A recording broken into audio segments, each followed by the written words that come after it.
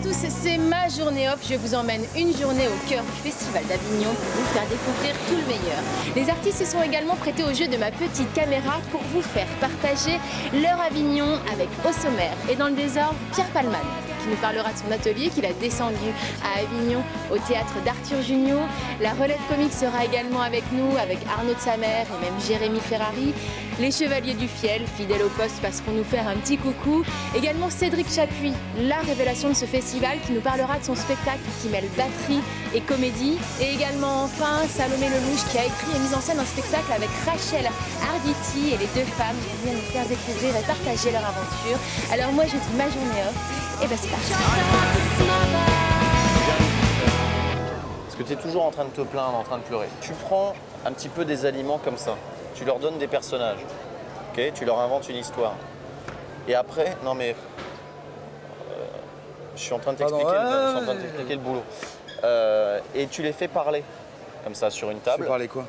Tu fais parler les aliments, tu fais parler les légumes. Mais en public, tu veux dire? En public, ouais, ça marche, hein, je t'assure, j'ai essayé, ça marche. Vous êtes vraiment potes dans la vie, quoi? Oui, ça peut paraître surprenant, mais si on parle sérieusement et qu'on n'est pas dans la déconne, la réponse est oui, on est très potes. Mais on aime bien jouer, ce petit jeu de on se déteste. Oui, c'est pas drôle, les gens qui s'aiment, c'est pas rigolo. Et donc, là par exemple, tu dis oh non, cette patate, elle est timide parce qu'elle rougit, tu vois. Là, rire. Moi, je sais que je suis assez difficile dans mes goûts artistiques. Et j'ai été très admiratif du travail d'Arnaud de Samer. Et moi aussi. Et voilà. Moi aussi, je suis admiratif de mon boulot. Et qu'on s'y rejoint sur ce point-là, quoi. De quel potager vous venez? Est-ce que c'est un potager musulman?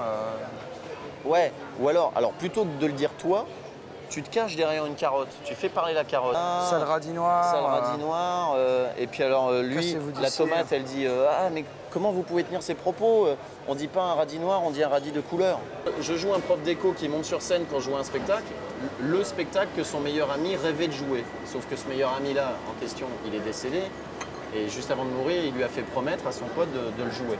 Tiens, d'ailleurs, dans ce genre de situation, je ne sais pas ce qui est le plus troublant, si c'est de voir son ami mourant ou les bip-bip incessants de l'oscilloscope. Je ne sais pas, ça doit être un tout. Hein. Notez que tant que ça fait bip-bip, c'est plutôt rassurant. Hein. C'est le bip continu qui est flippant. C'est plus agréable à l'oreille, hein. Mais ce qu'il implique est vachement plus violent. Et je prends en otage le public en disant, en gros, si vous ne rigolez pas, si vous n'appréciez pas ce spectacle, vous êtes des beaux salopards. C'est pas un peu un potager, si, il a un certain âge. Ça fonctionne. Mais s'il y va, tous les potiront. Et alors là, t'amènes un potiron. Voilà, tu vois, le monsieur, il va écrire un sketch là. On travaille là, monsieur, avec 2 carottes. Il va écrire un sketch avec 2 carottes. Vous pouvez pas tracter ni l'un ni l'autre parce que déjà vous êtes obligé de refuser du monde tous les soirs. Bah oui, ce serait un peu bizarre d'aller tracter et de dire aux gens vous pouvez pas venir. Non mais c'est vrai. Non mais c'est vrai. Voilà, vous pouvez pas venir. Grégory, oh, tu veux que je t'aide à tripoter ta voisine? Non? Tant pis. Non, mes frères. Je vous en prie, ne soyez pas des criminels. Après que cet homme est entré dans ma maison, ne commettez pas cette infamie. Voici ma fille qui est vierge, je vous la livrerai. Mais tu vas pas être avec Hitler. Il est pas en enfer, Hitler, il est directeur des ressources humaines ici. Alors Mahomet, lui, il a attendu ni signe, ni message, ni une parole de ma part, rien du tout. Mahomet, il s'est levé un matin, prophète. Et allez. Mais sérieusement. Non mais même la terre promise, je veux dire, il vous l'a promise, mais il a prévenu personne parce qu'il a fait... De toute façon, à partir du moment où on va dans des thèmes comme moi je vais, c'est les handicapés. Enfin, quand je fais semblant de lancer un handicapé de 14 ans sur scène sur France 2, c'est pas moins dangereux. Bah, c'est sûr que les handicapés courent moins vite quand même que les musulmans. Ouais. Mais peut-être moins de menaces de mort. Il y a certaines personnes qui le prennent mal alors qu'ils ne comprennent pas que je suis justement en train de les défendre. C'est-à-dire qu'ils ne comprennent pas que je prends des risques pour eux en fait, pour dénoncer certaines choses pour eux. Monsieur, ça s'appelle de la fouasse ou vous avez juste oublié le G de Fougas? On n'a pas oublié le G. Ah ouais, c'est de la fouasse. On avait écouté.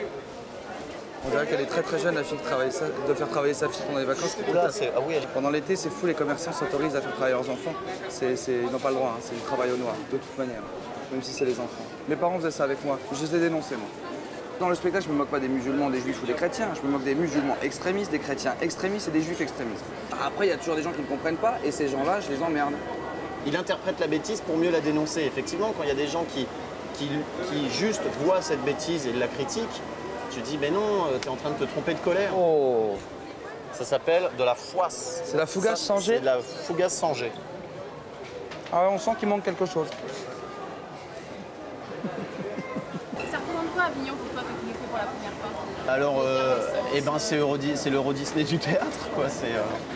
Non, mais dans le sens où c'est un, voilà, on vit en vase clos. Tout le monde est de bonne humeur, tout le monde est là pour la même chose, c'est-à-dire défendre le théâtre, défendre ses spectacles. Je découvre par exemple une connerie, mais je découvre qu'il y a des codes, on ne recouvre pas l'affiche d'un autre, parce qu'il y a des affiches partout. Tu t'en serais pas douté tout seul, ça? Mais non, mais à Paris, tu vois comment ça se passe. Je suis très naïf en fait, je découvre ça avec beaucoup de naïveté. Bon, ben on va y aller. Hein. Allez. Toi, ça coûte pas très cher dans ce supermarché. Non. Il suffit de poser des questions et tout est gratuit. Moi, j'insulte les gens, mais ça marche aussi. Ouais.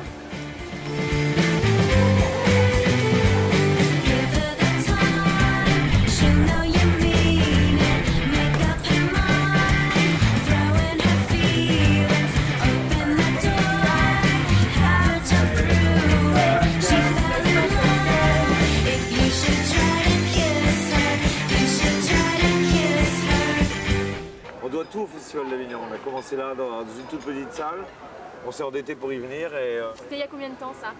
Une vingtaine d'années. Et puis là, ça fait quelques années, on y revient, on y rôde nos nouveaux spectacles. Moi, j'ai 5 ans. Dis, tu la connaissais ma maman avant. Pourtant, elle ne m'a jamais parlé de toi. Tu restes là, hein?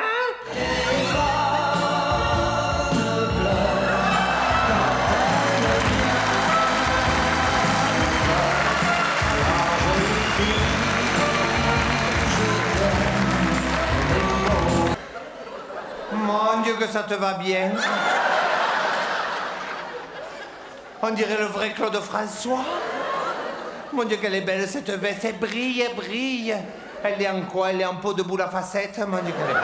Ça fait un carton, hein. J'étais même assise par terre tellement il y avait de monde. Mais oui, si on avait su que c'était vous, on aurait viré des gens. Et ouais.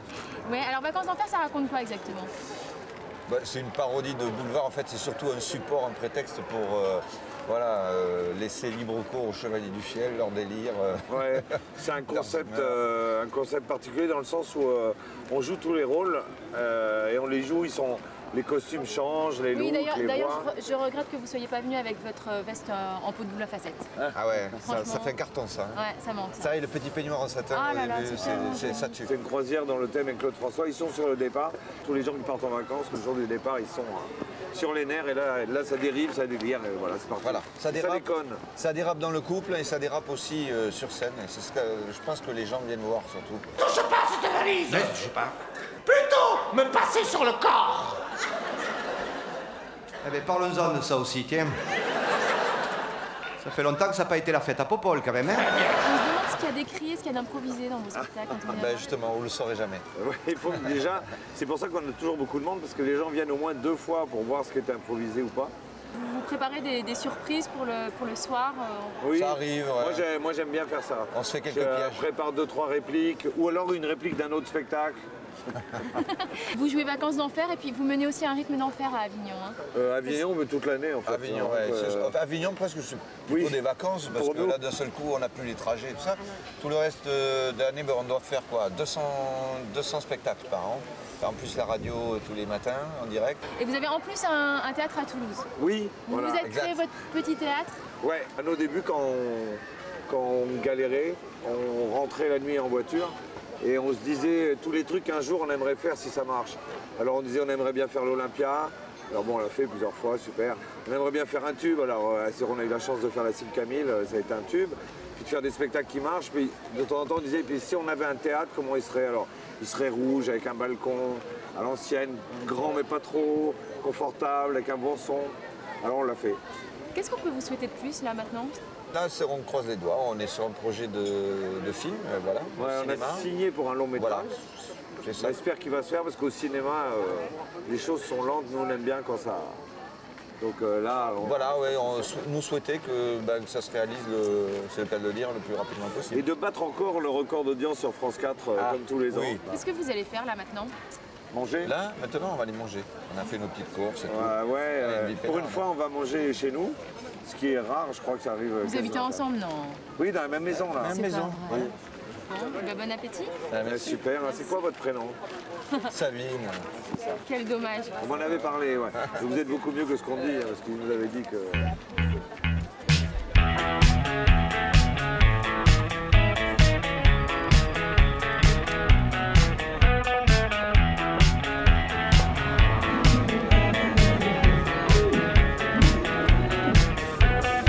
Le festival Off, c'est plus de 1000 spectacles et il y en a pour tous les goûts. Opéra, opérette, one-man show, comédie, tragédie, danse, ventriloquie.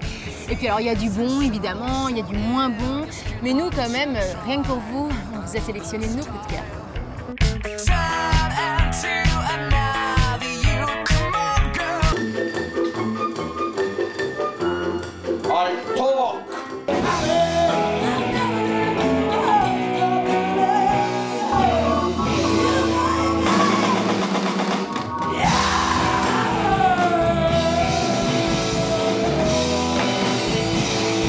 Sisters of the Pale Forest,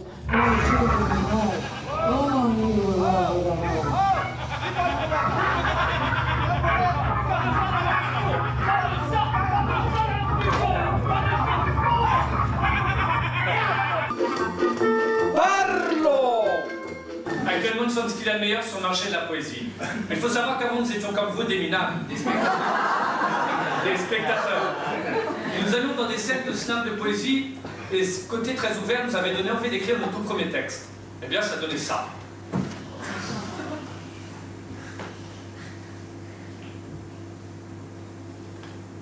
Je voudrais être un dauphin pour avoir tout plein de copains. Je voudrais être un dauphin pour qu'on me fasse tout plein de câlins. Je voudrais être un dauphin pour profiter des embruns. Et je voudrais être un dauphin pour rencontrer d'autres dauphins. Je parle.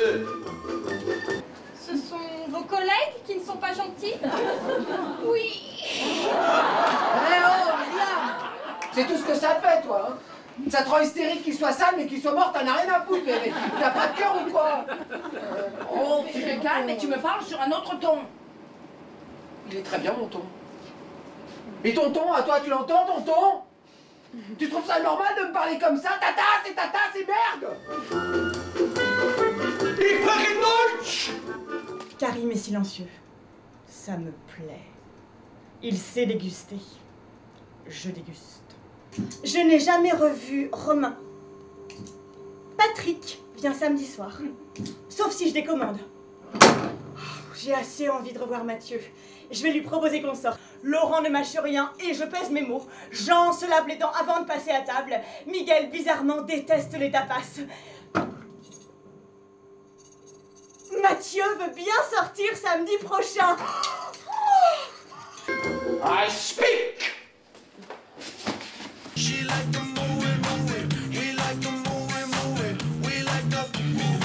Mais non, Janine, mais non, il peut pas boire, là, on est en... Mais parce que on est en pleine période de... Ben, c'est Ramayad. Excusez-moi. C'est vrai. Ah non, ni boire, ni manger, hein, pendant 8 mois, 6 mois, hein, c'est ça, hein.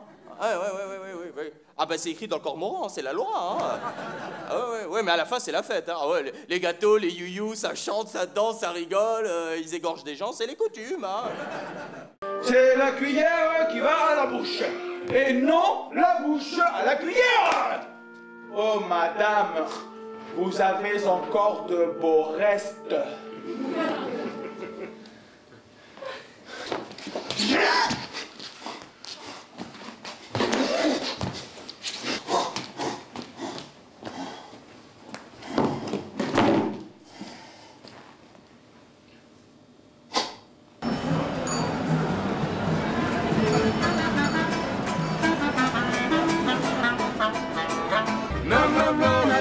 Je ne suis pas un voleur de poule, je suis juste un peu différent. Je suis ce qu'on appelle un gitan.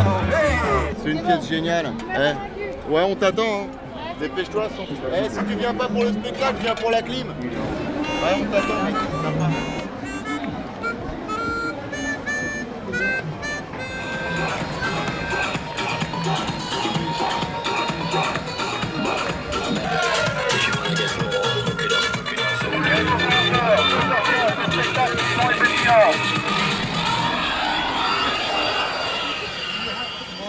te voir ici dans un magasin de musique, alors que j'interviewe aussi le comédien en fait.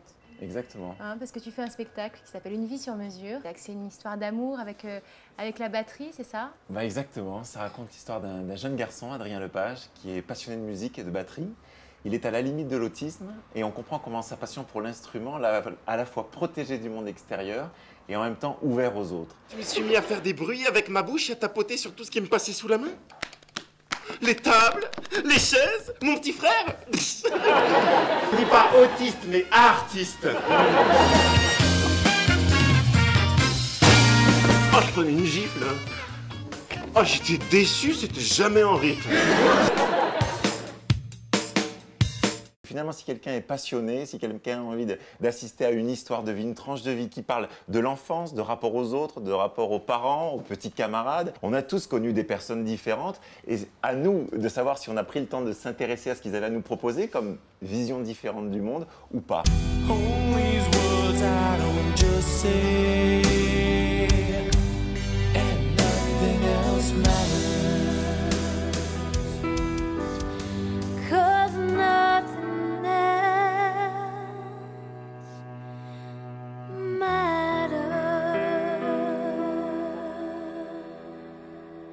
Comment tu me définirais l'ambiance qu'il y a à Avignon, mais en musique?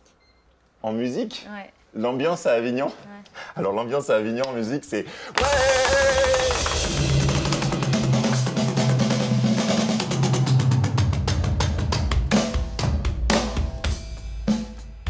Ça, c'est les 2 heures de la nuit, de 4 h à 6 h du matin. Tu fais la fête, toi, à Avignon? On peut pas, hein, quand on est comédien, qu'on tracte dans la journée et qu'en même temps, il faut assurer le soir pour les spectateurs qui sont venus.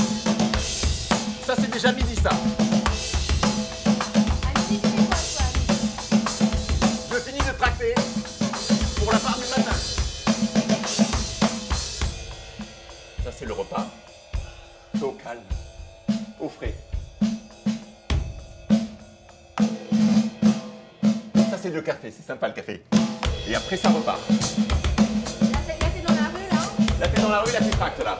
Bonjour, madame. J'ai un excellent spectacle à vous proposer pour ce soir. Encore une passion. Un jeune garçon passionné de musique et de batterie qui va vous ouvrir son cœur. Vous allez en prendre plein les yeux, plein le cœur. Ne ratez surtout pas ce spectacle.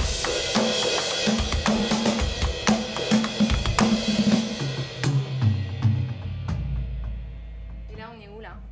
Là, on est dans la loge. Ça va commencer dans 15 minutes. T'as le tract, toi? Un peu. C'est un ami, le tract. Faut l'avoir. Le tract ou le trac? Le tract. Le tract, on y pense plus. Le tract aussi, c'est un ami, quand même. C'est un ami, le tract. Le tract remplit les salles. Le tract vous permet de savoir que vous y êtes, que vous êtes là, que vous êtes à ce que vous allez faire. Donc là, Donc là, ça va commencer. On commence à sentir la pression qui monte. Et là, ça commence.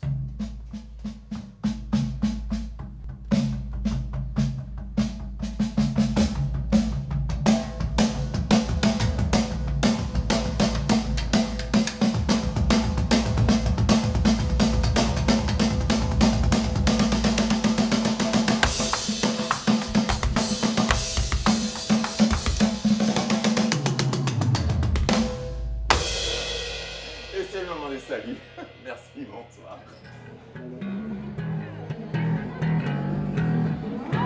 Bruno, c'est à 12 h au théâtre Le Girasol. Un spectacle complètement fou, un show Michel Verlet, un spectacle décalé, de l'incroyable, de l'histoire, du sensationnel.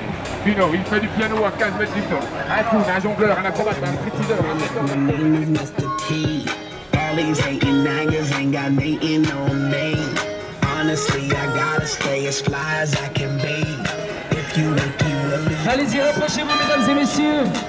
Dans quelques minutes, le spectacle va commencer. Les Troll Connection sur la place.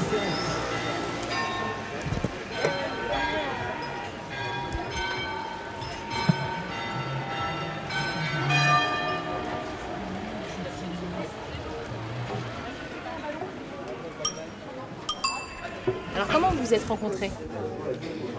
On s'est rencontrés par la famille. Par la famille, parce que son frère est mon beau-père. Donc on se voyait à Noël, des choses comme ça. Et on s'est vraiment rencontrés parce que j'ai produit une pièce que mettait en scène Benjamin Bellecourt il y a 5 ou 6 ans au Festival d'Avignon. Et Rachel jouait dedans. Et voilà, c'est comme ça qu'on s'est rencontrés, à Avignon d'ailleurs. Ouais. Toi, tu as écrit une pièce qui est interprétée par Rachel. Ouais. Voilà, superbement interprétée, vraiment. De toute façon, je m'en fous. Si je suis séropos, le bleu marine, c'est bien pour un enterrement. Si je le suis pas, je vous emmerde tous. Ce jour-là est le jour où Mado attend les résultats d'un test HIV qu'elle a fait. Et l'angoisse de l'attente de ces résultats sur une journée l'a conduit à avoir plein de petits raisonnements absurdes. Et elle s'attache à des petits signes, à des théories. Voilà. On est totalement dans la tête de Mado qui essaye de tromper totalement son angoisse. Elle va notamment, entre autres ce jour-là, parmi tout ce qu'elle va essayer de faire pour faire passer le temps, jouer au casino. Je veux jouer pour gagner beaucoup d'argent et l'investir dans l'humanitaire. Je veux gagner beaucoup d'argent en peu de temps pour enrayer le cycle qui fait que le monde est menacé. C'est tellement simple que personne n'y a pensé avant, enfin à part Robin des Bois. C'est vraiment un spectacle sur un âge auquel on arrive vers 25 ans. On n'est plus un ado, c'est pas une question de crise d'ado, c'est pas le problème. Je pense qu'on n'a pas encore forcément construit sa vie. On n'est pas trentenaire ou même maintenant plus. Et on cherche un peu par quel bout prendre les choses. Quelle est la part de vécu ? La part de vécu, c'est que j'ai fait des tests HIV, comme tout le monde, ça m'a beaucoup angoissée. Je joue au poker, sinon je ne parlerai pas de quelque chose que je ne connais pas du tout, donc j'ai beaucoup joué. Contrairement à Mado, je pense être une bonne joueuse. Mado, Ingrid, t'as perdu 500 €. Mais pas du tout, non, j'ai failli les gagner. Rachel est une comédienne que j'adore depuis des années. Moi, je sais qu'elle va cartonner, qu'elle va tout déchirer. Mais pour l'instant, les autres ne sont pas encore au courant. Et notamment, ça y est, toi, tu es au courant.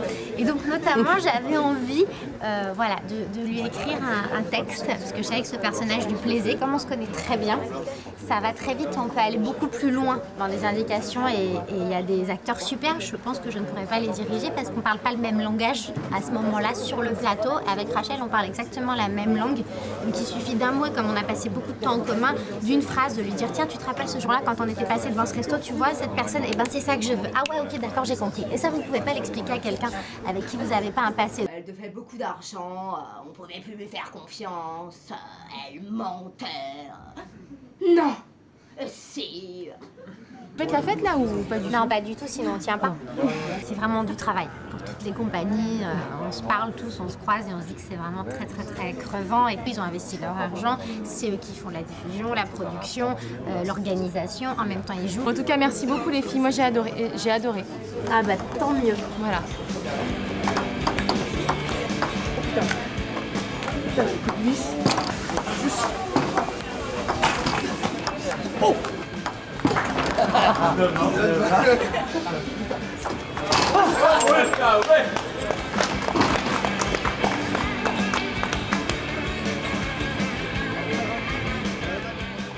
fait 2 ans qu'on fait un club théâtre avec des acteurs que j'ai repérés à Paris dans des pièces de théâtre et des cafés-théâtres. Et on se lance dans l'aventure publique de cet atelier. C'est-à-dire que les meilleures scènes qu'ils ont écrites pour cet atelier pendant 2 ans, on les montre. C'est un atelier que tu tiens avec eux tous les lundis soirs? Tout à fait. À Paris, ils sont une trentaine. C'est des acteurs, c'est pas des comiques, c'est pas une école de one-man show, c'est vraiment des acteurs de théâtre. Travailler avec Pierre Palmade, c'est un peu comme, je dirais, le feu d'artifice du 14 juillet, mais qui arriverait le 12 juillet. Je voulais être chef de troupe.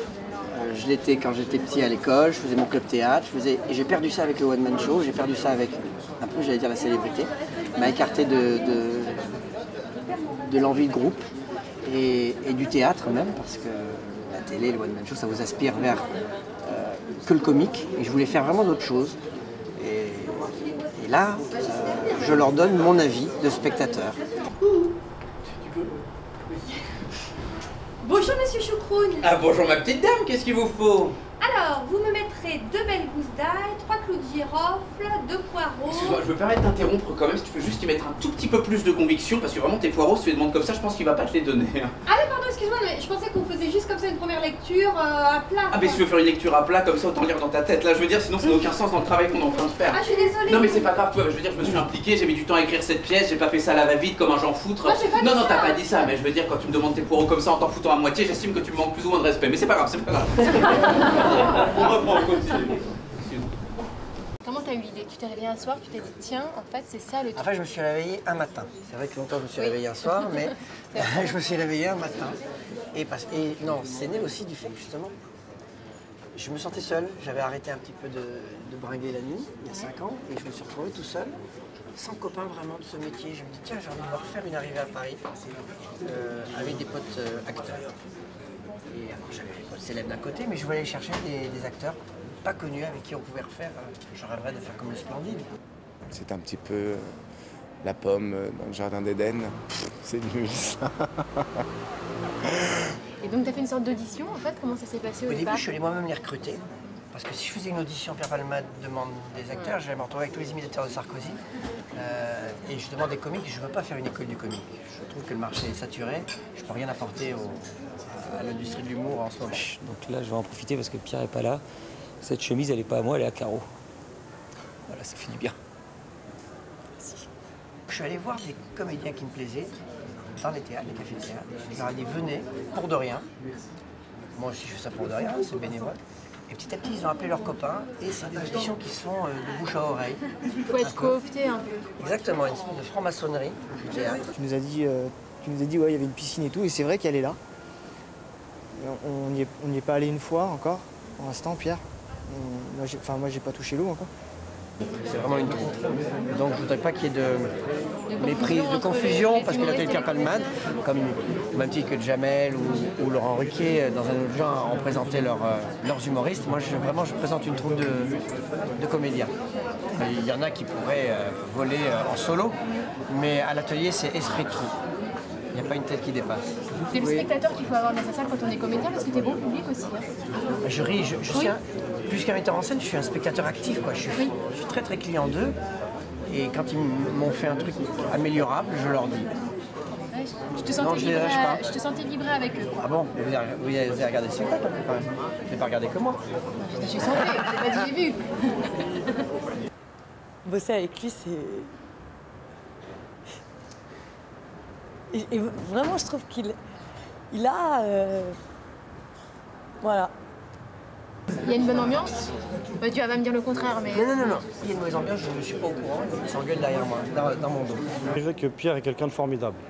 L'accueil au Bélier est formidable, les gens sont formidables, l'équipe de comédiens est formidable. Et le spectacle de ce soir va être formidable. Je ne veux pas m'emmerder à donner des conseils à des gens dont je ne comprends pas le talent. Oui. Donc c'est des gens qui sont forcément de ma famille de jeu. Oui, pardon, oui, dis donc, ça va moyen, dites, monsieur Khrouchtchev. Qu'est-ce que c'est ces histoires de missiles à Cuba, là? Non, vous m'enlevez ça tout de suite, monsieur Khrouchtchev, hein? Ah bon? Il me dit qu'il veut un truc en échange, le mec.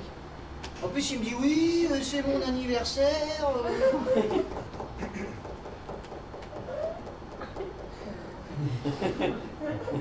Je vous passe quelqu'un, monsieur Khrouchtchev. Ça, tu sais faire, hein. Happy birthday to you. Il n'y a pas beaucoup de filles en revanche dans cet atelier-là. Non, il y a plus de garçons que de... C'est vrai. Deux filles. Alors pourquoi? Parce que ça s'est fait comme ça. Ça s'est fait comme ça. Mais dans l'atelier, généralement, il y a 1 tiers de filles et 2 tiers de garçons. Vous n'allez pas y voir un choix personnel. C'est parce que je suis plus exigeant peut-être sur les filles que sur les garçons. Les femmes qui m'épatent sur scène sont plus rares. Tu penses à Jacqueline Maillan? Je pense à toutes les femmes avec qui j'ai travaillé, Muriel Robin, Sylvie Joly, Dominique Lavanant, Michel Larocque, Jacqueline Maillan. Oh, vous vous rendez compte, quel palmarès. En un mot, Pierre. Voilà. Puis voilà, puis je vais partir, je vais les laisser, je vais arrêter les chaperonnés dimanche prochain, je vais les laisser vivre leur vie. Je parle de mes comédiens pour que le spectacle existe aussi sans moi.